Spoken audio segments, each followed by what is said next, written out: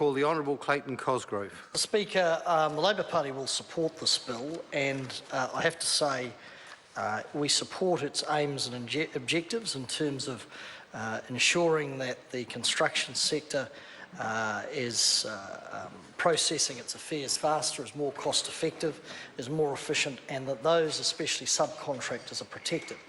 But I do say in passing that if you look at the history of this legislation, it is interesting, because as it proceeded before the Select Committee, we had, of course, the main Zeal collapse. And I do remember ministers, I think the minister holding this portfolio at the time was one Maurice Williamson. And we know with the main Zeal collapse that hundreds of people, hundreds of subcontractors lost money, millions and millions of dollars went down the toilet. One, the Right Honourable Jenny Shipley, of course, vacated her seat on the board just prior to that collapse, is still chairman, I believe, of Genesis Power Company, which is one of our leading SOEs, and to date has supplied no explanation as to what her role or her accountability should have been in respect of that. Hundreds of subbies lost work, lost their livelihoods, millions of dollars put at stake and lost, tools tied up, people aggrieved, and all the while I remember a quote from Maurice Williamson, or Maurice Williamson brought some sort of cabinet review to the House, and basically on the issue of retentions, he said there was no problem, there was no need to do anything. In fact, officials told us that in respect of the wider issues that the Minister has now included in the bill, that all these things were out of scope. And then an interesting thing happened. The Labor Party went out with a discussion document, an option modelled on the New South Wales example, very similar, I have to say, to what the Minister has put in. I think he's 90% right. I think it could still have been improved, but I support where he's gone with it. But we went out and we proposed a number of solutions on the back of the main Zeal collapse. And in essence, we proposed a construction trust, similar to New South Wales, who'd had an inquiry. And the construction trust essentially was a drop box where monies would flow in the event, monies would flow into the holding pen, if you like, that is the trust, extremely cost effective, and would be paid out under whatever contractual arrangements between the lead contractor and the subcontractors that they put in place. There would be no interference in any of those issues, no interference with timing. If there was a dispute, the trust would say to the two parties, go away and sort it out and tell us who to pay. But in the event of a main Zeal collapse, where it became very important, is that those monies would be quarantined off.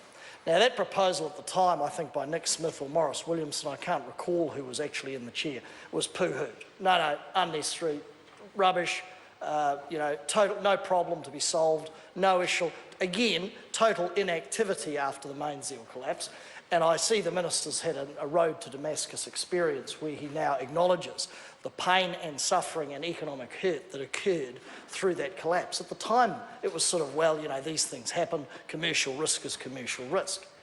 And then after we'd gone out and consulted with the building sector and we firmed up these proposals, hey presto, officials came to the committee and said, the ministers have now got this on their radar screen. And I find it interesting. I find it interesting that at the same time as we're looking at quality work and we're talking about retaining and improving the building sector, and my comments don't relate in whole to all builders and all subcontractors and all practitioners within that sector. They pertain to the small minority of cowboys that exist. At a time when we've just had questions today and we know that builders, some builders I should say, have done extremely shonky work in respect of EQC repairs. We know that that has happened. A lot of pain and suffering from earthquake victims in Canterbury who thought the nightmare was over. At the same time as that's happening, sir, and we're talking about quality work and raising standards, the government's so-called sort of loopy rules committee or loopy rules task force is proposing that we turn the clock back and builders self-certify.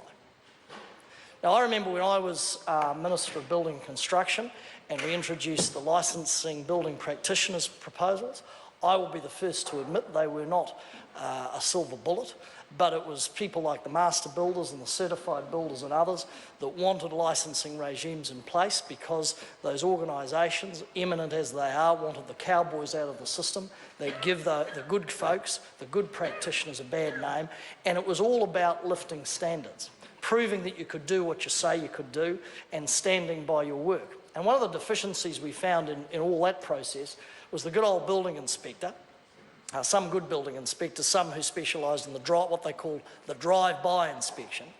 But the last line of defence, of course, was the building inspector. And those are the independent parties that would certify that work had been done correctly. And for the homeowner, off the back of the leaky building crisis, which Ms Bennett says, she's quoted as saying it's sort of all over, it's all done and dusted, moved on to the next phase. Well, for many thousands of people, they haven't moved on, they can't move on, it is still a crisis for them. We're talking about sort of turning the clock back and getting rid of certain checks and balances under the guise of getting rid of quote-unquote loopy rules.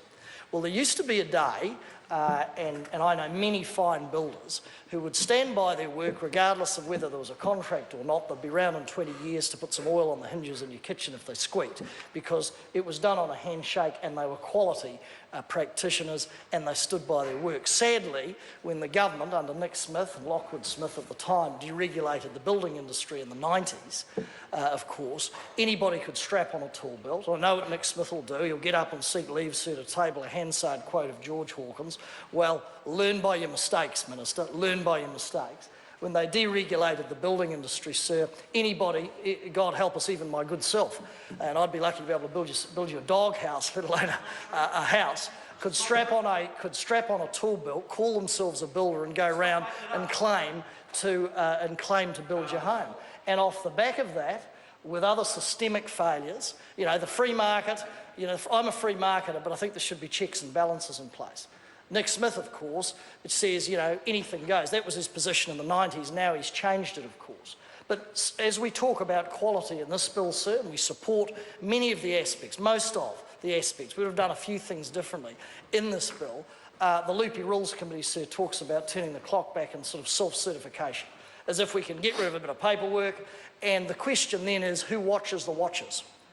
Who then ensures that the standards which are being self-certified are up to scratch, or have we learned nothing from our history in respect of leaky buildings? Well, it's obvious the government has, because they've come a gutser over the EQC repairs. We were told with the EQC repairs by Minister Brownlee, highest quality standard, monitors in place, no need for any competitive tension. We don't need two companies, just Fletcher's will be okay. Why, Mr Brownlee said, because having one company, a monopoly, allegedly kept the price down. Don't know how that works under school cert economics.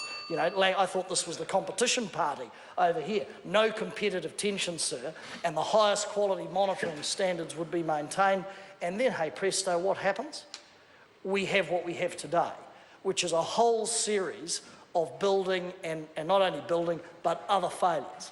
And yet again, good, solid, professional building practitioners, sir, who do stand by their work. And when they make a mistake, they stand up and they say, we'll go and fix it. Oh no, they're dragged down into the political swamp and the economic mire through the shonky work of others. The question is, the government's framework is simply, oh, well, Fletcher's or a subcontractor will pay, wash our hands of it. Well, we were given assurances, sir, in respect of that work.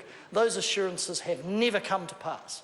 So I say to the Minister, we support this legislation, we support its intent. We're glad that he's piggybacked on the back and we could put some steel in the spine, sir, the political spine, in respect of him following our policy. We would have done it differently, but, we got there first. We actually propelled the Minister to take an interest in some of these issues because he didn't want to be seen to be tail end Charlie. That put aside, sir, we think this will strengthen the industry, but we just wonder, on the one hand, as the government passes this, they propose to loosen rules, turn the clock back and get rid of checks and balances in other areas of the industry. And again, sir, it would be good if the Minister could have provided some sort of explanation on behalf of his former leader, the Right Honourable Jenny Shipley, as to her role and responsibility in Mainzeal as she purports to lead, sir, and chair Genesis Power. We support the bill, sir, but we do support it with some reservations.